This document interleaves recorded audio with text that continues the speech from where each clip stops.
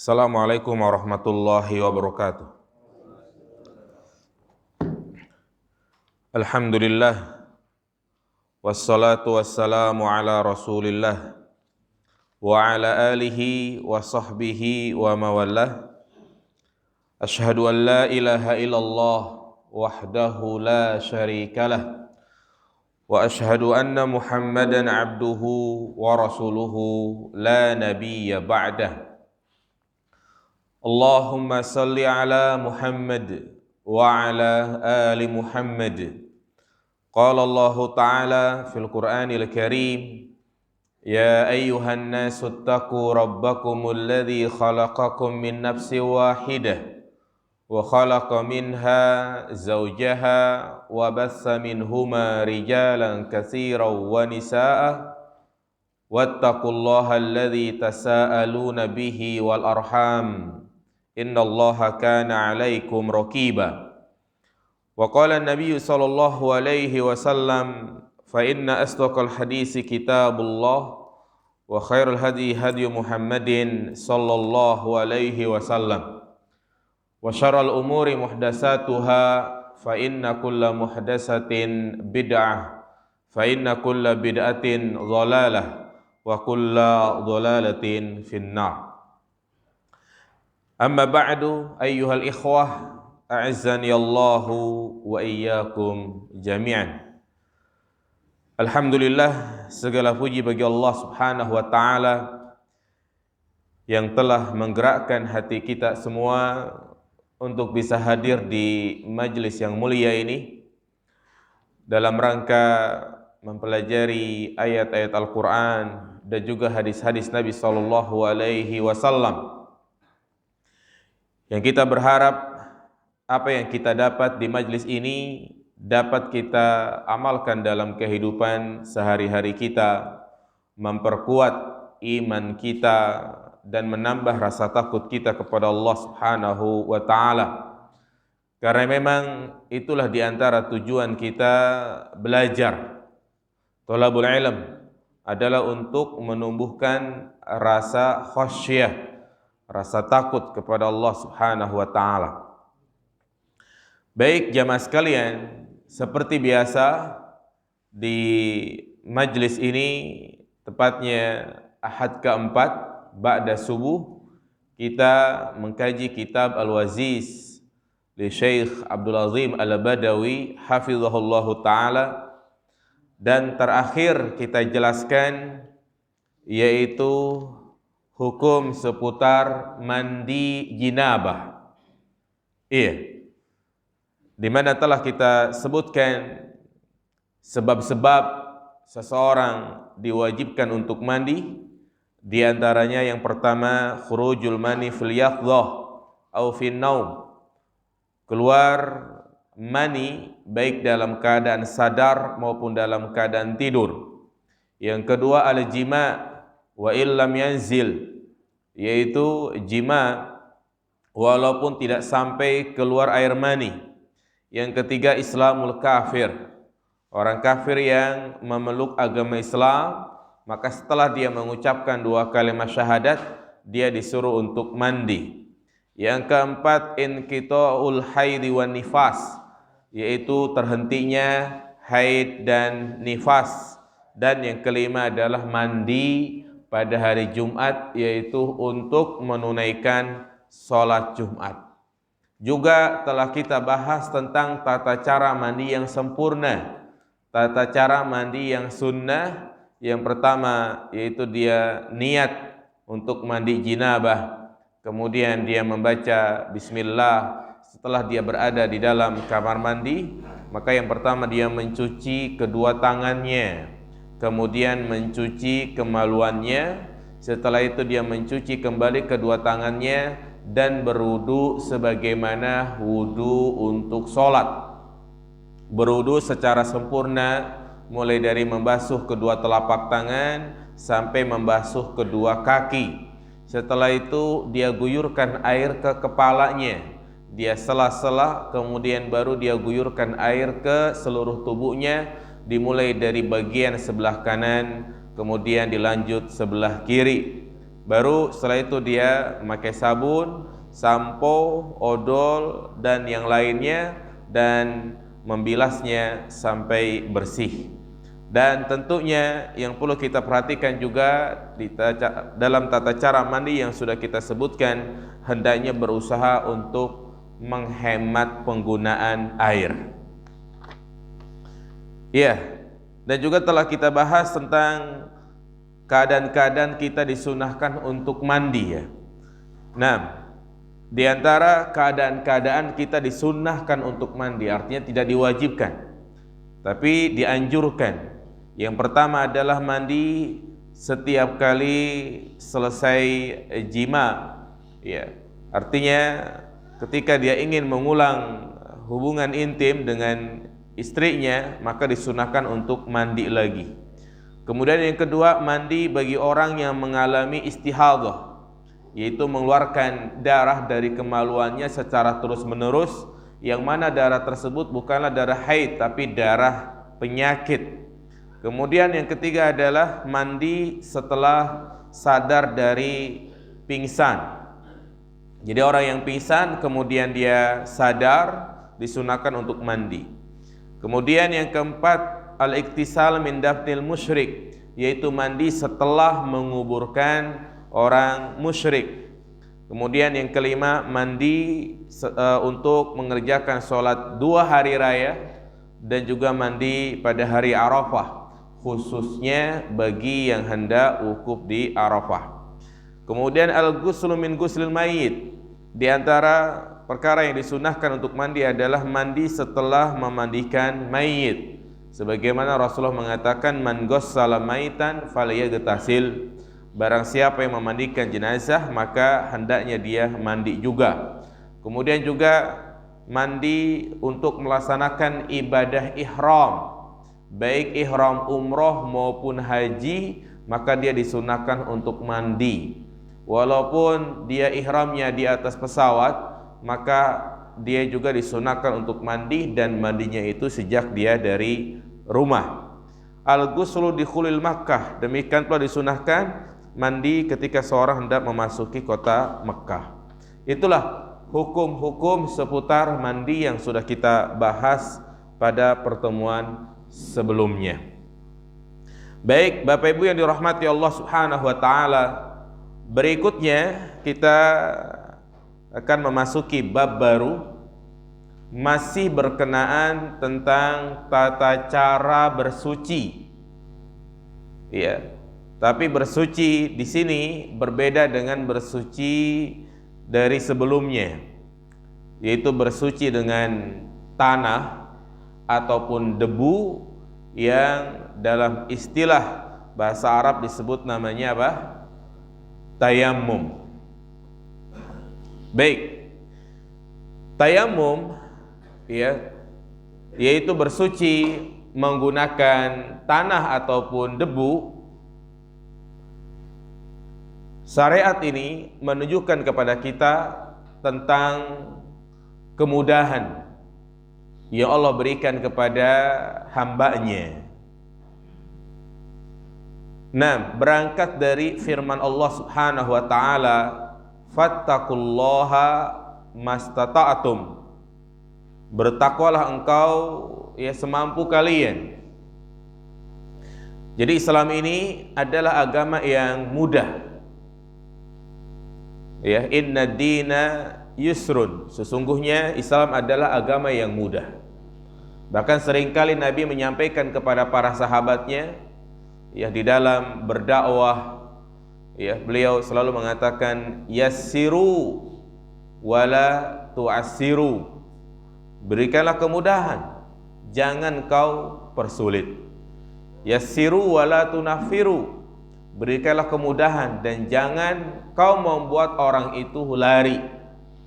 Inilah asas dasar bahwasanya Islam dibangun di atas kemudahan, baik kemudahan secara asal atau kemudahan karena ada suatu sebab. Kemudahan secara asal bahwa semua apa saja yang Allah syariatkan, baik itu dari perkara akidah maupun ibadah, semua itu mudah jamaah sekalian. Akidah Islam itu mudah dipahami, mudah dimengerti, mudah dicerna, ya, dan mudah untuk kita imani. Seperti misalnya keyakinan tentang keberadaan Allah Subhanahu wa taala, sangat mudah. Ketika kita ditanya aina Allah, Allah ada di mana? Maka jawabannya Allah ada di atas langit. Ini kan jawaban yang sangat mudah. Ya memang Allah sendiri yang menunjukkan ya tentang jawaban tersebut. Maka jangan kita mempersulit diri kita dengan menjawab Allah itu ada di mana-mana, ya, karena jawaban ini justru membuat kita bingung. Karena kalimat di mana-mana berarti Allah itu menunjukkan banyak, sedangkan Allah sendiri mengatakan qul huwallahu ahad, Allah itu zat yang maha tunggal. Nah, inilah akidah ya yang betul-betul sangat mudah. Justru manusia sendirilah yang mempersulit ya dirinya sendiri, ya, yang mempersulit apa yang seharusnya dia, kewajiban dia hanya mengimani saja dan membenarkan saja. Demikian pula dari sisi ibadah, sholat misalnya Allah wajibkan kepada kita hanya 5 kali sehari semalam. Ya, kita tidak disuruh untuk sholat terus menerus. Bahkan sholat Allah wajibkan ya dengan memiliki waktu yang terpisah-pisah. Ya, maghrib ada waktunya, subuh ada waktunya. Hal ini agar tidak terjadi kejenuhan pada diri kita. Bayangkan kalau sholat itu Allah wajibkan langsung 17 rakaat dalam satu waktu, maka ini akan membuat kita jenuh, capek jamaah sekalian. Jangankan yang 17 rakaat, yang 11 rakaat saja kita sering tidak mampu gitu kan. Yaitu di bulan suci Ramadan, ya, malam pertama doang penuh gitu kan. Pas malam yang ke-10, malam ke-15, ya, masjid berubah jadi lega lagi. Nah, puasa juga Allah wajibkan hanya setahun sekali. Zakat, ternyata tidak semua harta yang kita miliki wajib dikeluarkan zakatnya, dan hanya harta-harta tertentu saja, emas, perak, tabungan, dan itu pun harus memiliki syarat, ya, harus mencapai nisab ataupun haul.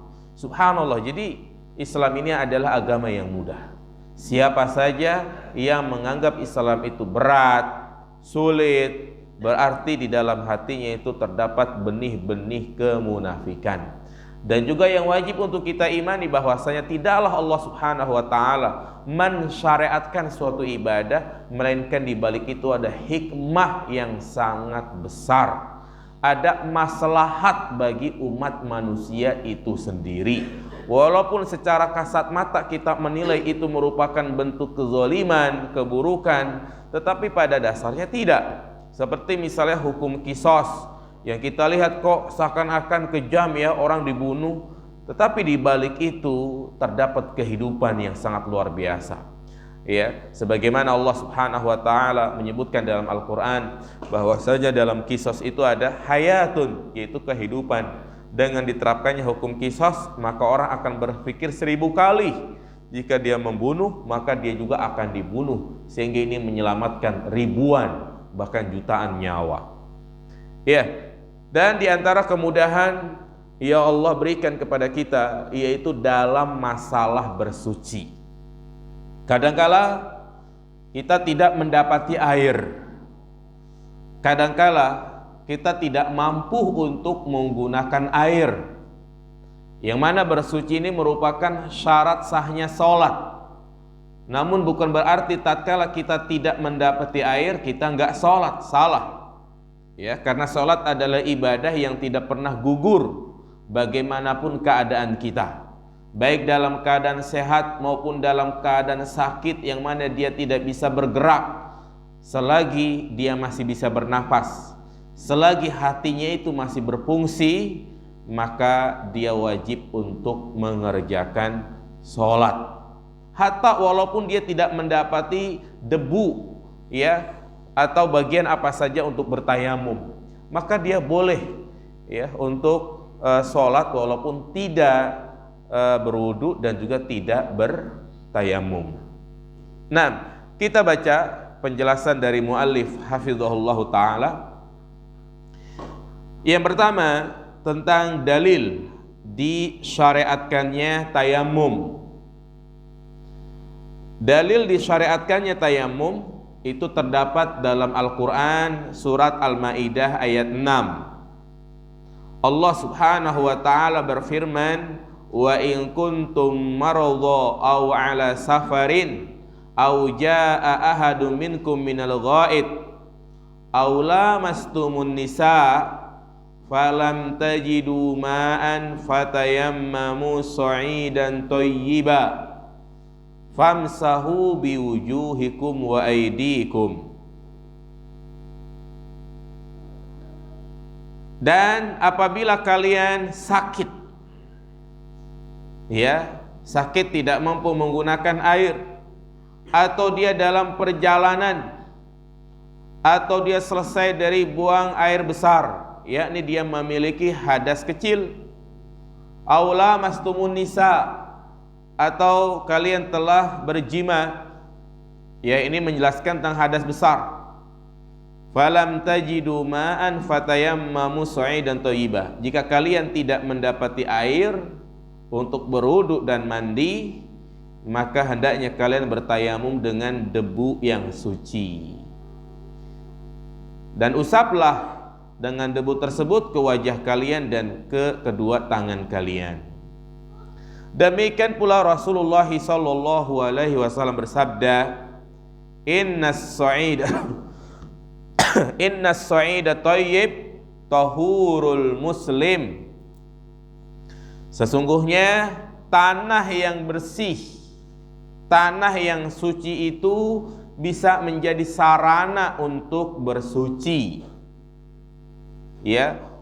Wa illam yajidil ma'a asyra sinin, walaupun dia tidak mendapati air selama 10 tahun.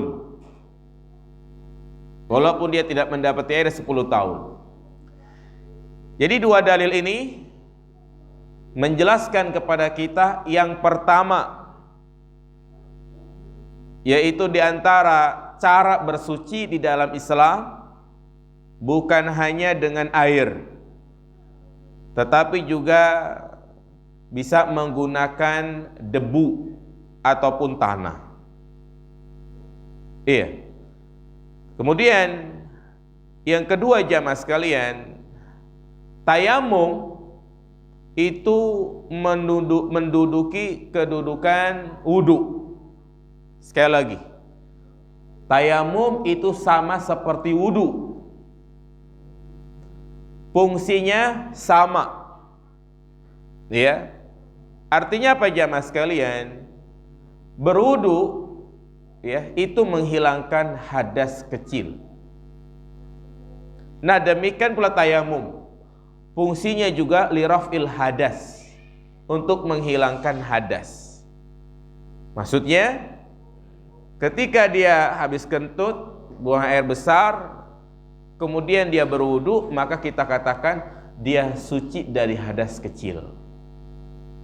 Nah, demikian pula orang yang bertayamum, ya, maka hadasnya pun hilang.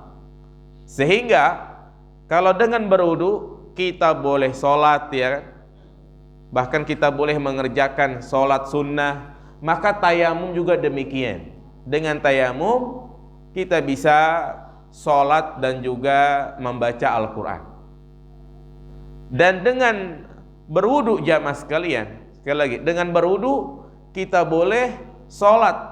Afwan, jadi kita walaupun belum tiba waktu sholat, ya, misalnya jam 11 kita sudah berwudu, ini boleh.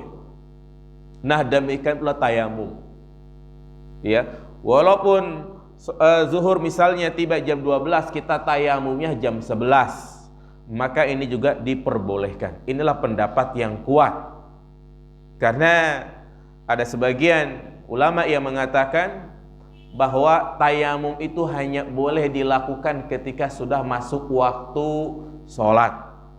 Tayamum itu hanya boleh digunakan hanya untuk satu sholat saja. Misalnya dia sholat maghrib tayamum, dia belum batal, ya, maka tayamum yang tadi itu bisa juga digunakan untuk sholat isya. Kenapa? Karena ya, Rasulullah secara tegas mengatakan di sini bahwasanya tanah yang suci yaitu tayamum bisa menjadi sarana untuk bersuci. Ya, menunjukkan kedudukannya itu sama dengan kedudukan apa? Berwudu, yaitu lirafil hadas, untuk mengangkat apa? Hadas. Bahkan lebih dari itu jamaah sekalian. Ya, dalam surat Al-Maidah ayat 6, di situ Allah Subhanahu wa taala memberikan urutan antara hadas kecil dan hadas besar. Ya, hadas kecil adalah dia setelah selesai buang hajat. Kemudian hadas besar yaitu dia menjima istrinya. Nah, jika tidak mendapati air untuk mandi, maka boleh baginya untuk bertayamum. Subhanallah, inilah ya dua dalil yang menjelaskan kemudahan dalam bersuci, yaitu ya boleh bertayamum. Nah, bahkan kalau kita perhatikan jamaah sekalian, Rasulullah mengatakan wa illam yajidil ma asyra sinin, walaupun dia tidak mendapati air selama 10 tahun. Pertanyaannya, orang tidak mendapati air 10 tahun. Jangankan 10 tahun, 3 hari kita nggak minum, mati nggak jamaah sekalian? Mati. Tapi ini dikatakan berapa tahun? 10 tahun. Ini menunjukkan kepada kita, ini kan suatu hal yang mustahil ya, begitu kan? Nah, artinya walaupun misalnya ada air, tapi hanya cukup untuk minum, boleh baginya untuk bertayamum. Ya, makanya nanti kita akan menyebutkan sebab-sebab dibolehkannya bertayamum, bukan hanya tidak mendapati air, tapi ada air tapi tidak cukup untuk digunakan. Ya.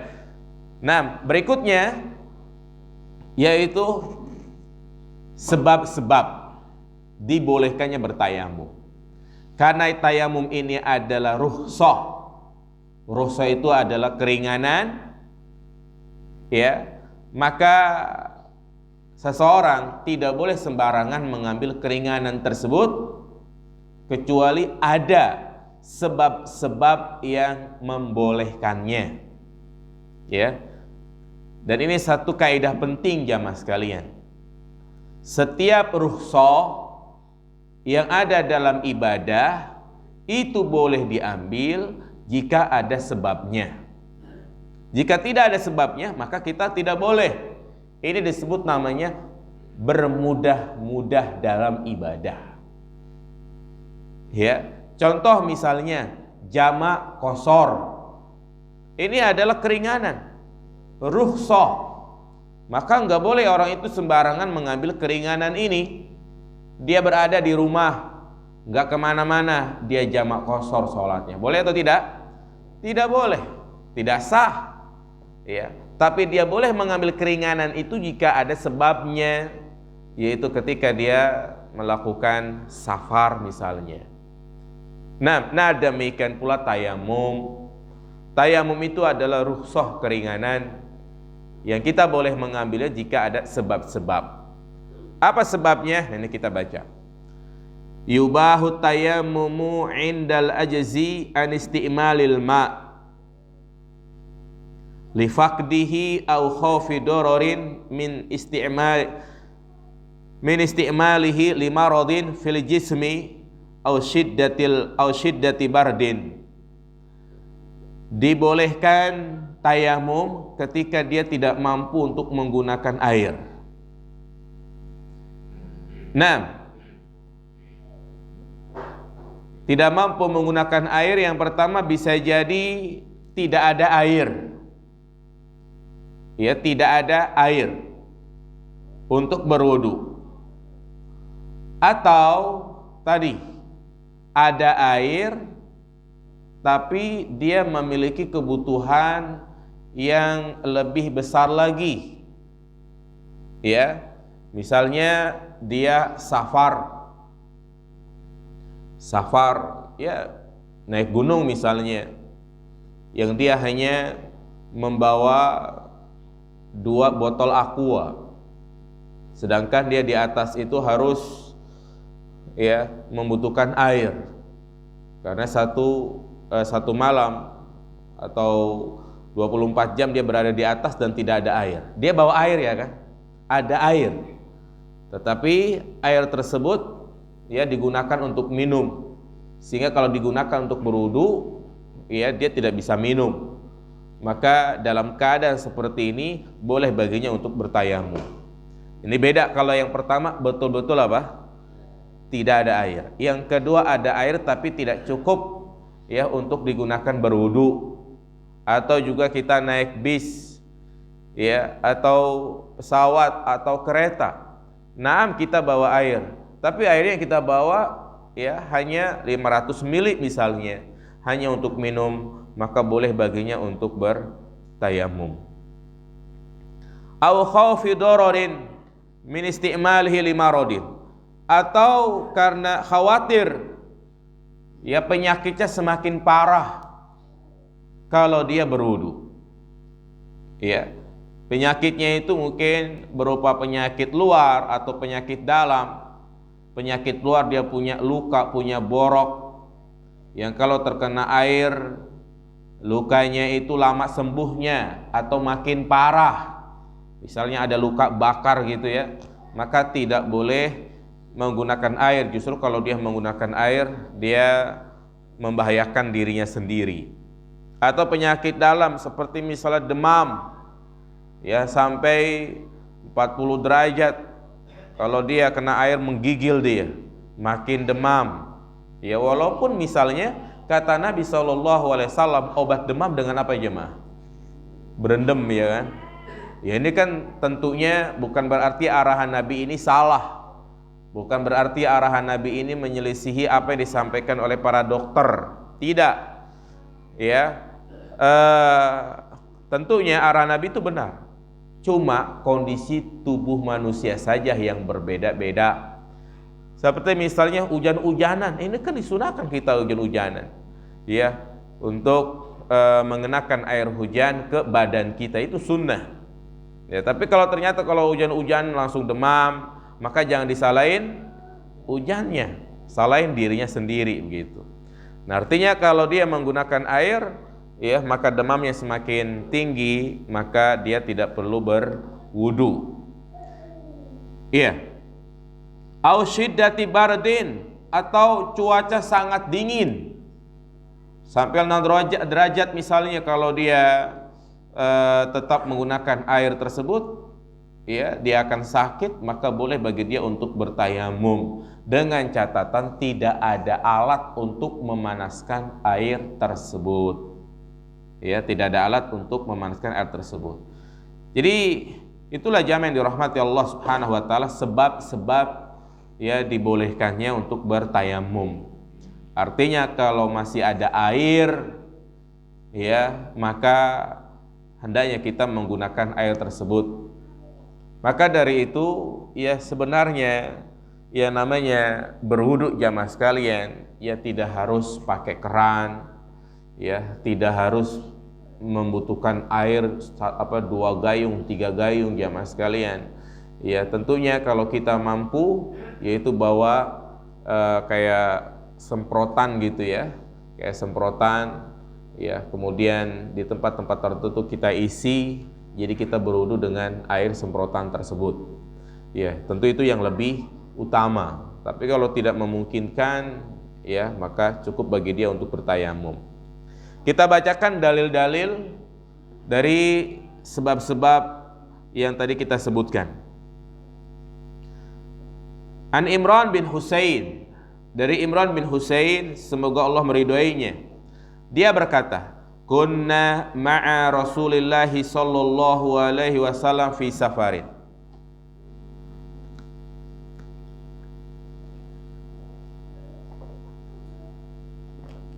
Dahulu kami pernah safar bersama Nabi sallallahu alaihi wasallam. Fasalla bin nas fa idza huwa bi rajulin mu'tazil. Dan beliau pun mengimami manusia. Ternyata ada seseorang yang sedang menyendiri. Dia enggak ikut sholat.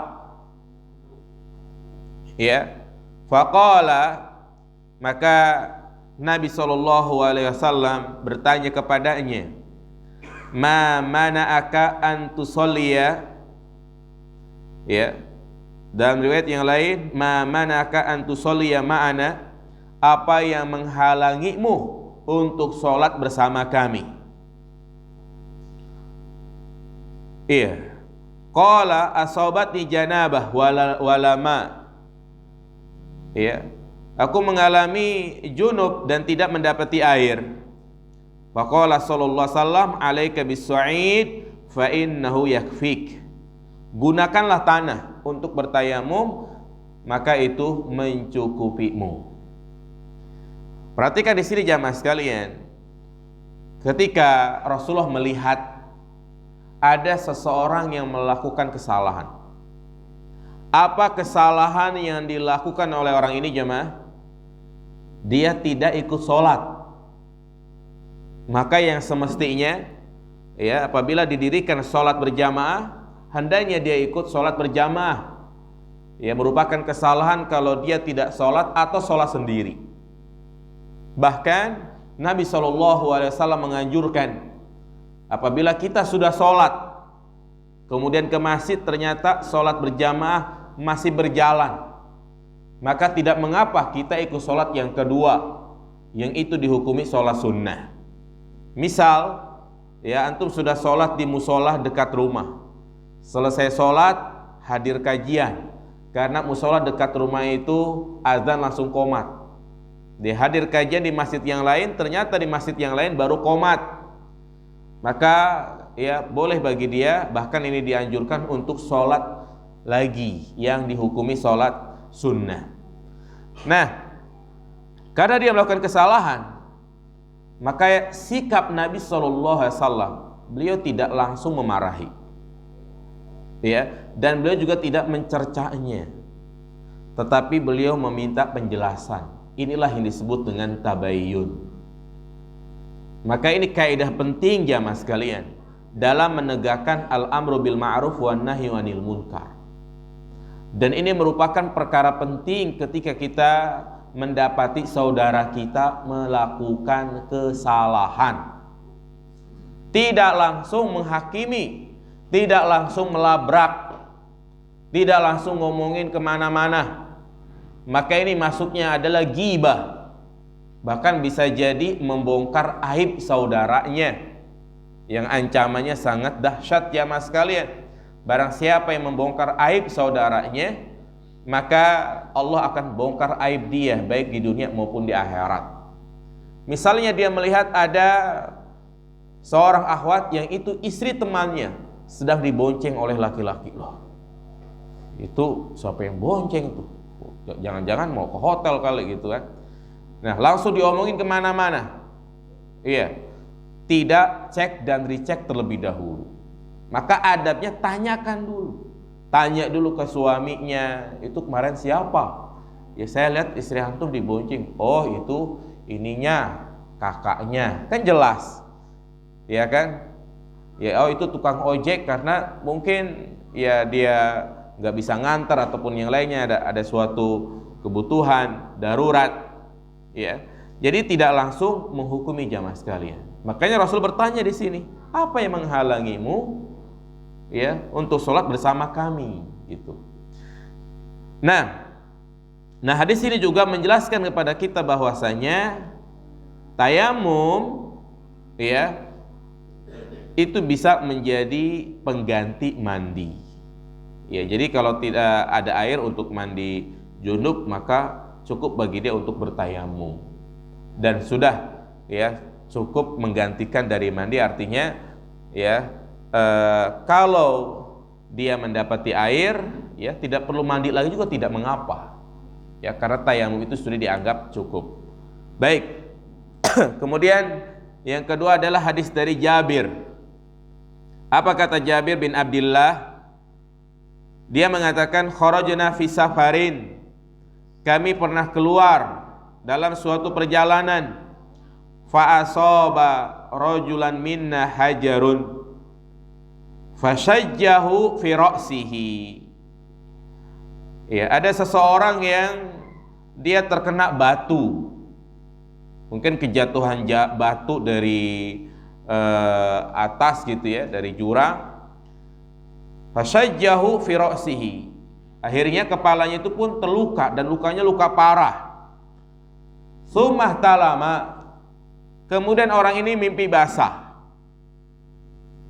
Fasa'ala ashabahu, dia pun bertanya kepada sahabat-sahabatnya, hal tajiduna li rukhsatan fitayamu?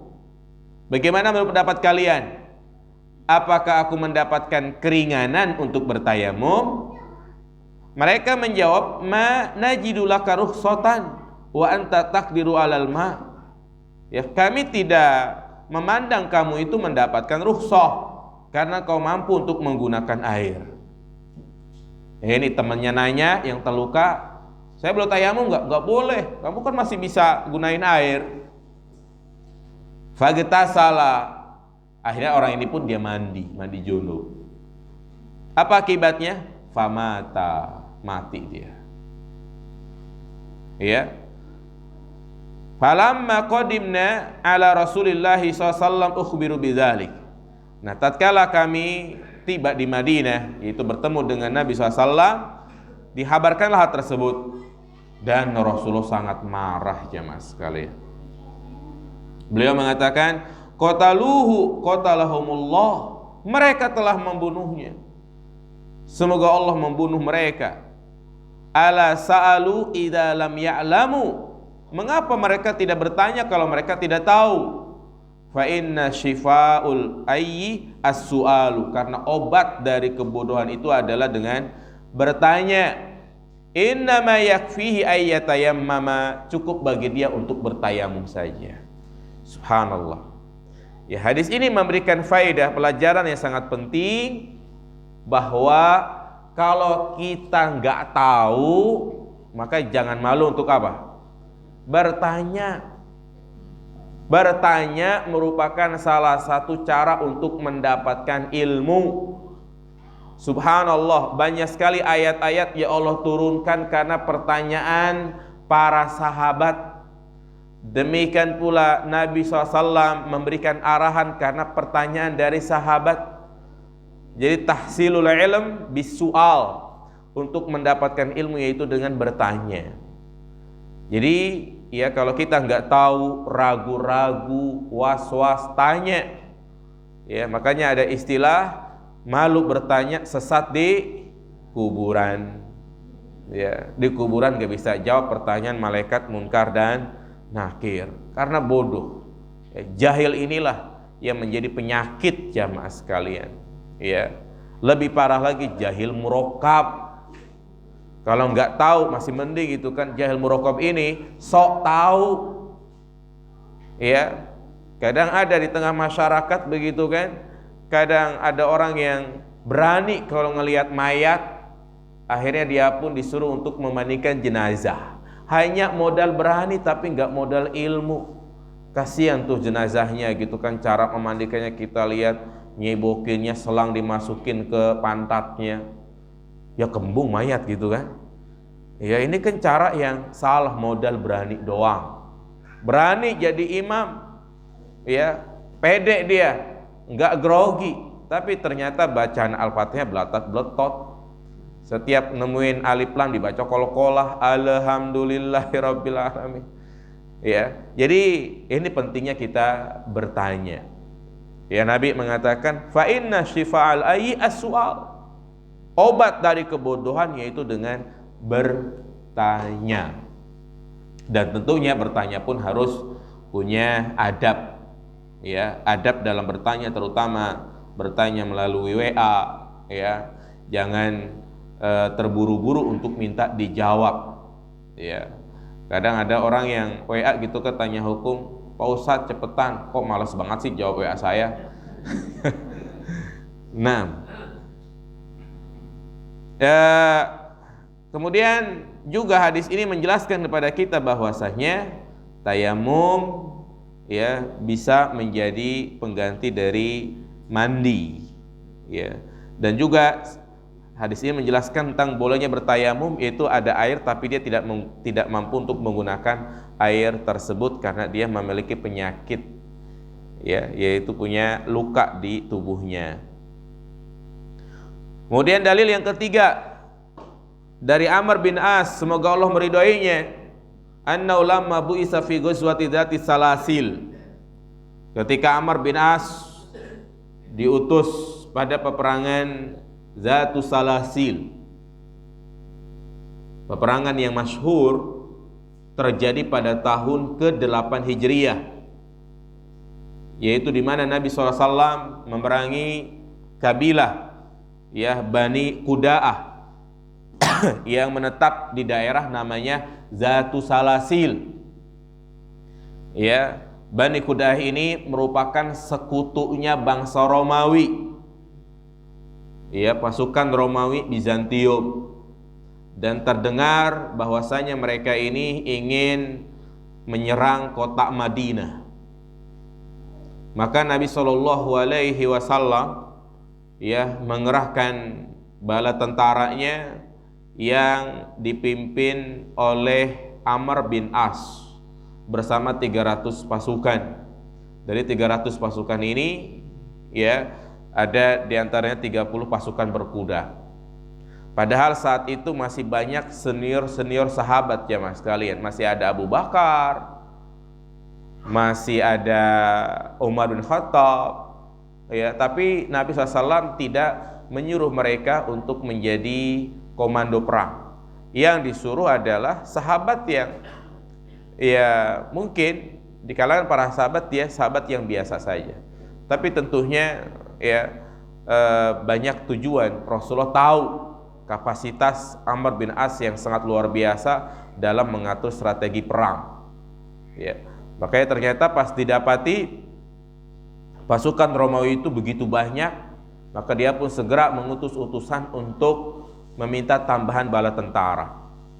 Nah di malam hari ya cuaca sangat dingin, yang mana ya pasukan kaum muslimin sangat butuh dengan api unggun dinyalakan api gitu kan. Tapi dia larang. Ya, Amr bin As melarangnya sampai Umar pun agak kesal saat itu. Kenapa kok orang lagi dingin banget gak boleh nyalain api? Iya, sampai terjadi perselisihan beberapa sahabat karena kebijakan Amr bin As. Tetapi Abu Bakar pun ya memberikan arahan kepada Umar, ya tidaklah engkau tahu bahwasanya Rasulullah menjadikan dia sebagai panglima karena dia memiliki kapasitas. Udah taati aja, jangan banyak komentar, begitu. Ya, makanya selesai berperang, ternyata desas-desus itu pun sampai kepada Nabi. Sampai diantaranya hadis yang akan kita bahas ini. Ya, dia junub, kemudian dia tayamum, tetap jadi imam. Nah ini menjadi desas-desus ya di kalangan sahabat saat itu, sampai mereka pun memberikan laporan kepada Rasulullah karena kebijakan-kebijakan yang mereka anggap kontras dengan sahabat-sahabat yang lebih senior. Makanya ya Nabi SAW memanggil Amr bin As ya untuk mengklarifikasi ya kenapa kau lakukan seperti itu. Ya ternyata ya Amr bin As menjawab kenapa dia melarang untuk menyalakan api di malam hari, khawatir musuh tahu tempat kita dan mengetahui jumlah kita yang sedikit. Karena kan bisa diketahui dengan jumlah api unggun itu. Ya. Kemudian yang kedua, ya, kenapa beliau tetap jadi imam padahal dia sedang junub? Maka kita baca di sini. Qala ihtalamtu fi lailatin baridatin syadidatil bardi. Amr bin As bercerita, aku mimpi basah di suatu malam yang sangat dingin. Fasfaqtu iniktasaltu an ahlak. Ya, aku merasa kalau aku mandi aku akan binasa. Ya, karena di Arab jamaah sekalian, kalau panas banget, kalau dingin banget. Fatayamamtu, aku pun bertayamum, summa shallaitu bi ashabi sholata subhi. Kemudian aku sholat menjadi imam ya pada sholat subuh. Nah, falamma qadimna ala Rasulillahi sallallahu zakaru dzalika lahu. Ketika kami ya sampai kepada Rasulullah sallallahu, kami menyebutkan hal tersebut. Maka Nabi pun bertanya kepadanya, ya Amr, sholaita bi ashabika wa anta junub? Nah ini Nabi SAW juga bertabayun jamaah sekalian. Ya, jadi berita-berita yang sampai kepada Nabi itu Nabi tidak langsung ngomelin.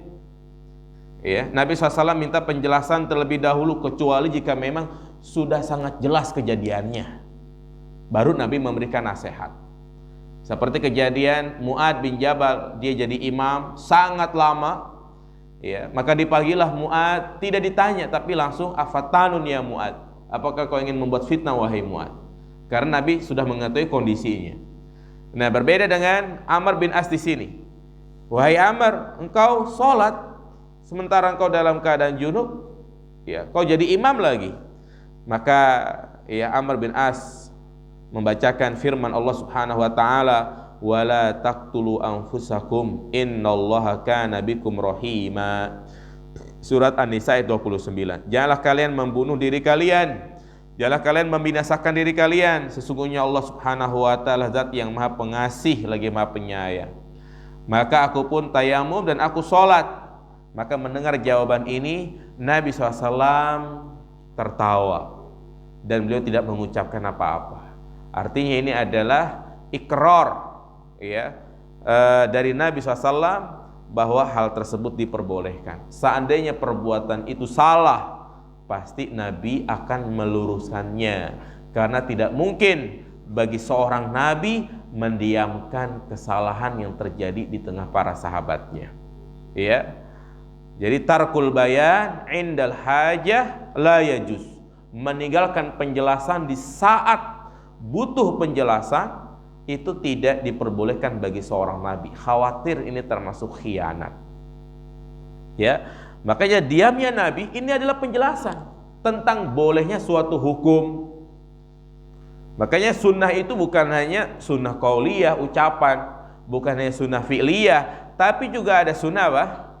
Iqrariyah, penetapan. Penetapan di sini Nabi diam. Jadi diamnya Nabi itu ya menjadi hukum tentang bolehnya suatu perbuatan. Contohnya di sini Nabi diam, tidak menjawab tidak melarang, maka menunjukkan itu diperbolehkan. Iya. Jadi itu hadis-hadis yang menjelaskan sebab bolehnya bertayamum. Kemudian berikutnya jamaah yang dirahmati Allah Subhanahu wa taala adalah dengan apa kita bertayamum. Ini perlu kita pahami jamaah sekalian. Karena banyak orang kita memahami tayamum itu hanya boleh dengan debu. Ya, sehingga kemana-mana bawa apa? Bawa debu. Pas masuk ke pemeriksaan, ya, sampai petugas itu kaget. Itu apa dibawa ya? Kayak ada serbuk-serbuk, itu sagon atau sabu-sabu ya kan? Pas dibongkar ternyata apa? Debu. Lah ngapain naik pesawat bawa debu ya kan? Dia buat tayamum, yang malah diomelin sama pramugari ya kan? Ngotorin pesawat, orang mah sudah dia vakum, ini malah dikotorin pakai debu ya kan? Nah ini perlu kita pahami. Ma huwa su'id? Apa yang dimaksud dengan su'id yang disebutkan dalam hadis tadi? Ya. Jadi as-su'id dalam kitab Lisanul Arab itu artinya tanah. Ya. Dan dikatakan juga tanah yang suci ataupun bersih. Dan juga ada yang mengatakan setiap debu yang bersih. Karena Allah menyebutkan dalam Al-Quran, fatayammamu su'idan thayyiba, bertayamumlah dengan debu yang suci. Adapun yang benar jamaah sekalian dari berbagai pendapat para ulama adalah perkataan Abu Ishaq yang dimaksud dengan as-su'id wajhul ardi, permukaan tanah. Jadi ini maksud dengan as-su'id adalah permukaan tanah.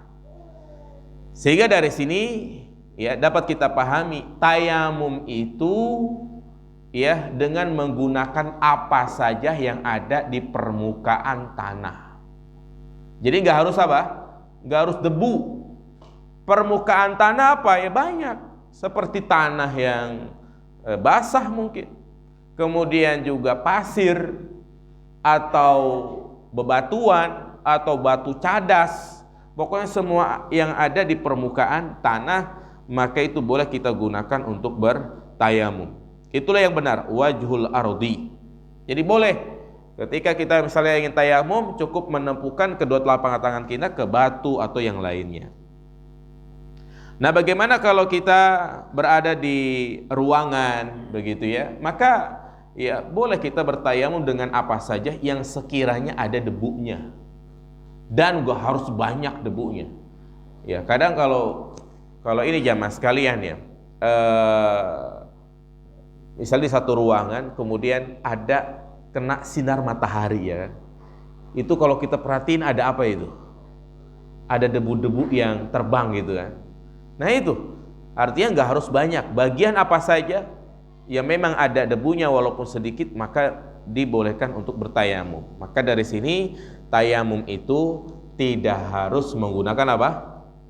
Debu, ya boleh dengan batu, ya atau misalnya pakaian jika ada debunya gitu kan, karpet ada debunya ya nggak apa-apa kita bertayamum. Baik jemaah sekalian. Iya. Sehingga kalau kita misalnya safar naik pesawat nggak perlu bawa debu, ya cukup kita tepukkan ya kedua telapak tangan kita di kursinya atau di jendelanya, ya maka itu sudah cukup.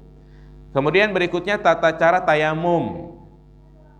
Ya, dari Ammar bin Yasir dia mengatakan aku pernah mengalami junub dan tidak mendapati air, ya maka aku pun berguling-guling di tanah dan sholat, dan aku pun menyebutkan hal tersebut kepada Nabi. Nabi ia mengatakan innama kana yakfika hakadha, cukup bagimu melakukan hal berikut, yaitu menepukkan kedua telapak tanganmu di tanah, kemudian kau tiup, kemudian usapkan ke wajah dan kedua telapak tangan. Jadi perhatikan jamaah yang dirahmati Allah Subhanahu wa taala sekarang ya tentang tata cara tayamum. Jadi tata cara tayamum itu sangat mudah. Jangan kita mempersulit, yaitu yang pertama kita tepukkan kedua telapak tangan kita di benda yang di situ ada debunya. Ya.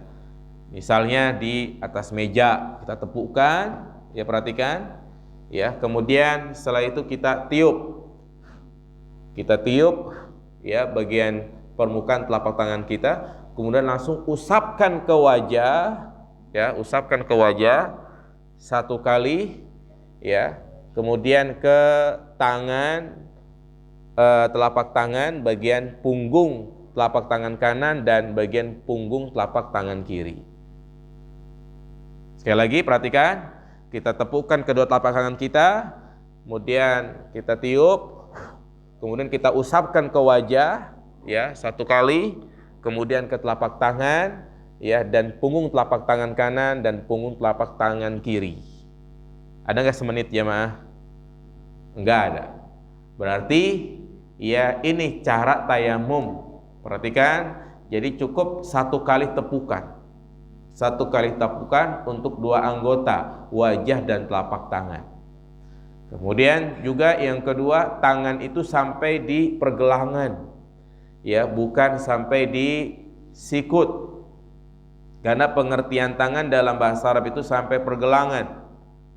Ya, disebutkan dalam ayat ketika Allah suruh pencuri itu dipotong kedua tangannya, prakteknya yang dipotong itu sampai sikut atau sampai pergelangan? Sampai pergelangan. Loh, kenapa kok berwudu sampai sikut? Karena memang Allah suruh fagsilu wujuhakum wa aydiyakum ilal marafiq. Jadi begitu tata cara tayamum, gampang ya mas sekalian. Ya, coba kita praktekin gimana? Tepukan, ya, kemudian kita tiup, kemudian kita usapkan ke wajah satu kali, ya, kemudian langsung ke telapak tangan dan punggung telapak tangannya. Jadi nggak perlu 3 kali. Baik,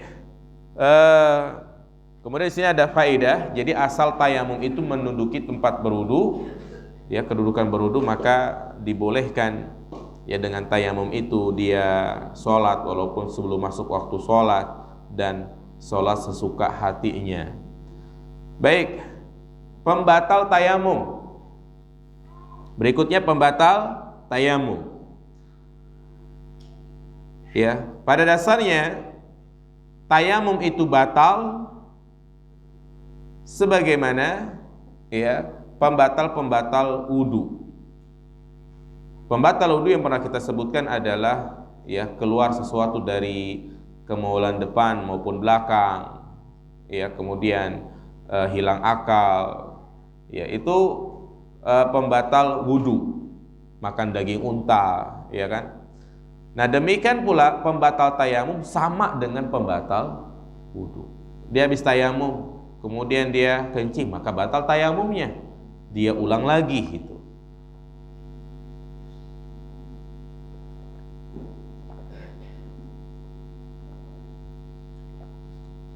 Nah, hanya saja ada tambahan, wa yanqudu aidan wujudul ma liman faqadahu wal qudratu ala istimalihi liman ajaza anhu wa ma madha min salatihi fa sahihun la talzamuhu i'adatuhu. Dan tayamum itu batal dengan adanya air bagi orang yang tidak mendapati air atau dia mampu lagi menggunakan air, ya maka apa saja sholat yang sudah dia kerjakan hukumnya sahih dan tidak perlu untuk mengulangi lagi. Baik, ini permasalahan tentang masalah pembatal tayamum yaitu mendapati air. Maka orang yang mendapati air setelah dia bertayamum ada 3 keadaan. Yang pertama, dia mendapati air setelah berwudu tapi belum mengerjakan sholat, maka wajib bagi dia untuk berwudu. Wajib bagi dia untuk berwudu, ya, dan sholat dengan berwudu tersebut. Yang kedua, mendapati air selesai sholat. Selesai sholat, ternyata kerannya keluar, pumpnya baru keluar, maka dia tidak perlu untuk mengulang sholatnya. Karena tadi sudah kita jelaskan, ya tayamum sama seperti wudu. Nah, yang ketiga inilah yang diperselisihkan oleh para ulama, yaitu dia mendapati air kapan? Pas lagi sholat, di rokat yang kedua, rokat yang ketiga, terdengar gemercik air, atau ada yang teriak-teriak, alhamdulillah air keluar. Nah ini gimana nih? Udah di rokat yang keempat lagi, lanjut atau dia batalkan? Ada 2 pendapat yang mengatakan lanjut, karena dia tentunya memulai sholatnya dengan cara yang dibenarkan oleh syariat. Yang kedua, ya batalkan. Dan ini mungkin pendapat yang kedua yang lebih kehati-hatian, ya dia batalkan dan dia berwudu. Kenapa? Karena ya dia mendapati air yang membatalkan tayamumnya tersebut. Hal yang mendasari 3 perkara ini yaitu hadis dari Abu Sa'id Al-Khudri, bahwasanya ada 2 orang yang safar, kemudian tiba waktu sholat dan keduanya tidak mendapati air. Akhirnya keduanya pun bertayamum dengan tanah yang suci dan keduanya sholat. Nah, keduanya mendapati air di waktu sholat tersebut. Artinya dia sudah selesai sholat, baru dapat air gitu kan. Misalnya sholat zuhur jam 1, kemudian air keluar jam 2. Maka salah satunya pun mengulang sholatnya, dia berwudu dan sholat. Yang satu lagi dia tidak mengulang sholatnya. Keduanya pun datang meminta penjelasan kepada Nabi SAW, dan Nabi mengatakan kepada yang tidak mengulang sholatnya, engkau telah sesuai dengan sunnah dan sholatmu tadi itu sudah cukup.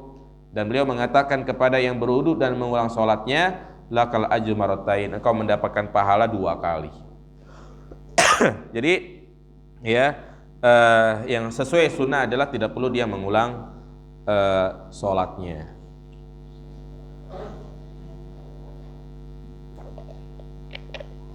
Kemudian di antara permasalahan yang berkaitan dengan tayamum adalah bagaimana dengan seseorang yang memiliki luka, yang lukanya ini tidak di seluruh tubuhnya, Kalau tadi yang kita sebutkan dia memiliki penyakit yang memang tidak mampu untuk berwudu, luka bakar misalnya, maka dia bertayamum. Nah ini ya ada salah satu anggota wudunya saja, misalnya di tangan kirinya ada perban atau dipasang gips bagi orang yang patah tangannya. Yang menjadi pertanyaan adalah apakah dia langsung tayamum, tidak perlu berwudu, atau yang kedua dia berwudu, nanti bagian yang luka itu yang diperban, yang dibalut cukup diusap, atau yang ketiga udah dibiarkan aja. Paham jemaah? Jadi jika seseorang memiliki luka atau ada balutan di tangan kirinya saja, yang lainnya sehat, normal, maka para ulama berselisih pendapat. Ada yang mengatakan dia tidak perlu berwudu, jadi langsung tayamum. Ya, yang kedua mengatakan dia berwudu seperti biasa, tapi ketika tangan kirinya tertutup maka cukup dia usap. Jadi diambil air, ya kemudian diusap di perbannya itu. Nah, ada juga yang ketiga, yaitu sudah dibiarkan aja. Dan sesuai dengan apa yang disampaikan oleh mu'alif di sini, yang tepat adalah yang ketiga. Dia berwudu seperti biasa, bagian anggota wudu yang tertutup dibiarkan. Kita baca, man kana bihi jurhun qad lafahu au kasrun qad jabarahu. Barang siapa yang memiliki luka yang dibalut atau patah tulang yang digips, faqad saqata anhu ghuslu dzakal maudi', maka gugur bagi dia untuk membasuh anggota tersebut. Wala yalzamuhu almasu alaih, dan tidak harus mengusap di bagian yang diperban tersebut, dan juga tidak perlu bertayamum. Jelas ya, Ma? Ya. Jadi ini kadang kondisi ini terjadi. Ya, mungkin luka sedikit di tangan, atau luka di mana ini? Di jidat, mungkin karena jatuh gitu kan. Sudah. Dia basuh bagian yang memungkinkan untuk dibasuh. Ya, membasuh bagian yang memungkinkan untuk dibasuh. Jadi hukumnya sama seperti orang yang tangannya hilang satu misalnya gitu kan. Ya, ada yang mengatakan udah dia membayangkan seakan-akan dia punya tangan begitu. Tapi yang benar ya sudah, karena dia nggak punya tangan berarti gugur bagi dia untuk membasuhnya. Dalilnya mana? Dalilnya adalah firman Allah Subhanahu wa taala, la yukallifullahu nafsan illa wus'aha. Allah tidak membebani seseorang kecuali dengan kemampuannya. Dan juga Nabi mengatakan, idza amartukum bi amrin fa'tu minhu mastata'tum. Apabila aku perintahkan kalian dengan suatu perintah, maka lakukan sesuai dengan kemampuan kalian. Jadi Al-Quran dan As-Sunnah menggugurkan setiap orang yang tidak mampu. So, mengganti untuk melakukan yang lain, maka ini membutuhkan dalil. Kenapa orang gak mampu berwudu dia tayamum? Karena memang ada dalilnya, tayamum sebagai pengganti wudu. Nah, demikian pula orang yang mengatakan udah cukup diusap saja. Pertanyaan ya, adakah dalilnya? Ya, ternyata tidak ada dalilnya yang menjelaskan untuk diusap. Nah, makanya ta'wid, pengganti membasuh dengan mengusap, ini adalah penetapan hukum, sehingga itu membutuhkan dalil. Walam ya'ti Qur'anun wala sunnatun bi ta'widil masih 'alal jabair wad dawa'i min guslin min gusli ma la yaqdiru 'ala guslih fasaqatul qaulu bidzalik. Tidak ada dalil dari Al-Qur'an maupun As-Sunnah yang menjelaskan menggantinya itu dengan mengusap. Ya, jadi udah biarin aja. Jelas jamaah sekalian? Nah, dan yang terakhir dijelaskan di sini adalah tayamum dengan tembok, ya, maka ini diperbolehkan berdasarkan hadis Ibnu Abbas, ya ketika dia bertemu dengan Nabi SAW ya di sebuah sumur Jamal, kemudian ada seorang yang mengucapkan salam dan tidak dijawab salamnya, sampai Nabi SAW menghadap ke arah tembok dan beliau mengusap wajahnya dan mengusap kedua tangannya, kemudian beliau menjawab salam. Ya, jadi menunjukkan bolehnya bertayamum dengan apa? Tembok yang tentunya tembok tersebut ada debunya. Wallahu a'lam.